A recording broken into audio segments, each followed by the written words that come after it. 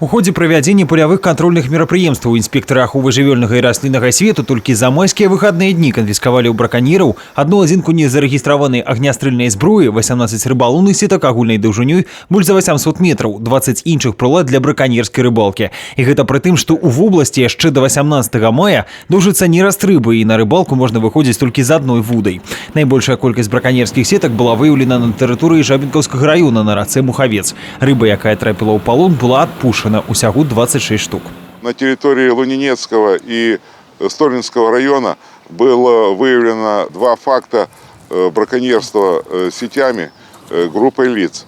Ущерб, нанесенный природе ихними действиями, исчисляется сотнями базовых величин. В Малорицком районе была обнаружена туша двухлетнего самца лося, который был убит браконьерами из огнестрельного оружия. В настоящее время правоохранительными органами проводятся следственные мероприятия по данным трем фактам. Па ўсіх фактах браконьерства праваахоўнікамі заведзены крымінальныя справы. Брэсцкая абласная інспекцыя аховы жывёльнага і расліннага свету звяртаецца да ўсіх неабыякавых грамадзян інфармаваць аб фактах браконьерства. Супрацоўнікі аператыўна выйдуць на месца і спыняць супрацьпраўную дзейнасць.